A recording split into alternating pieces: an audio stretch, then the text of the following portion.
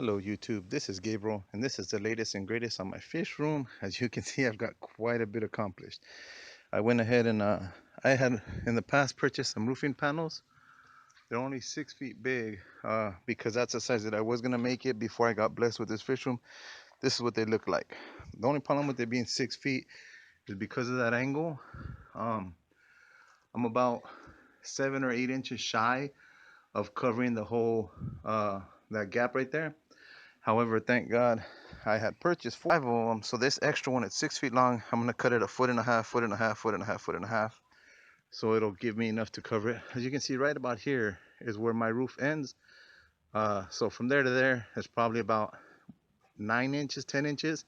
Since it'll be a foot and a half, it's probably gonna overlap about 4 inches. I shouldn't have any leakage. As for insulation, any of you construction workers like Angelo or anyone else that might be hearing this, I'd really appreciate some help. I have a bunch of styrofoam, which what I plan to do is fill up the styrofoam, from here all the way to here, fill it with styrofoam, and then I'll just put a piece of wood or something to hold the styrofoam in there. That's going to be my insulation.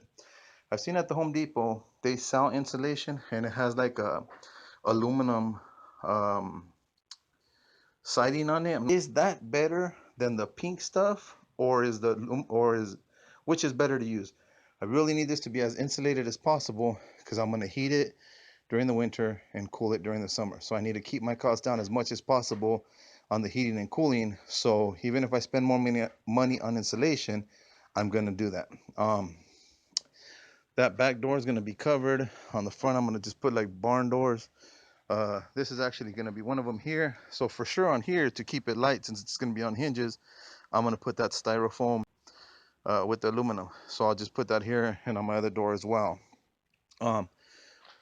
Which insulation is better? Because I don't have enough styrofoam to fill it all up. So once I run out, which should I get? The pink rolling stuff or the styrofoam stuff? Second question.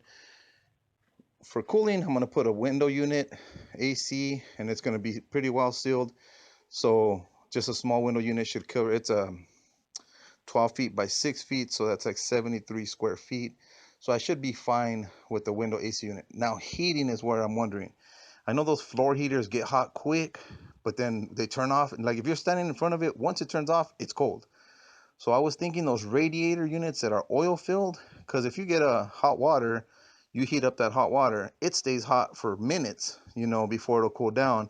Where those coils on those instant heaters will cool down as soon as it turns off. So I'm thinking if I get an oil filled one, it'll take longer to warm up, but once it's warmed up, it's gonna cost less to keep it warm. Any of you that know heating and cooling, let me know what's the best idea to heat and cool this, because each tank is not going to have a heater. I'm going to keep the room at the right temperature so that I don't have to worry about that. Another thing is, they're on 2x4s right here.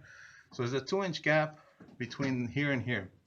I'm thinking of covering this with wood or maybe that foam, spray it to cover that, so that cold air doesn't leak in and hot air doesn't leak in. However, I'm wondering, it's going to have the same gap on the top end once I put the other sheets. Do I leave that hole up there so that the hot air can escape during the summer, or not? Do I leave maybe a couple of them? Just maybe one here, one there, and one over there. What is the best method? Or just completely seal it and let the AC do its job? Um, not 100% sure on some of this stuff. I do need to save costs, like I said, but I'd rather spend the money up front and save the cost later. Of course, stuff like this gap, I'm gonna cover it up. But like I said, I'm gonna fill all this with insulate. So both walls will be fully insulated, probably up here as well. I'll put some insulation 2 inches thick between here and then just cover it up here to hold that insulation in there. Any help you guys can give me on heating and cooling, I'd really, really appreciate it. Another thing is, I see people use these for their fish rooms. The guy who actually sold it sells them for horses. People cut them in half and then the horses drink out of it. I have no idea what was in it. You can see algae in there. I put water in there. I don't know why I did it. I just put it in there. Oh, actually what I did was I put water in there and checked the temperature of it. Like I put a temperature here and then waiting down there to see what the temperature difference would be in a 55-gallon drum. How do I know if that's safe? Is it going to kill my fish? What I want to do is pre-mix my water so that when I do my water changes, I have 55 gallons of premixed water. Another question is, if you premix water and let it sit there for a while, is that bad? Is it not? Um, but more importantly, is there anything I got to do to this to prepare it so that it doesn't kill my fish when I use it? No, there's a lot of questions. I thank you guys.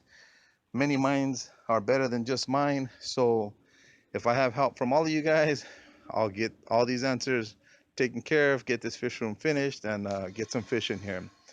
Once again, this is Gabriel. You have yourself a blessed day.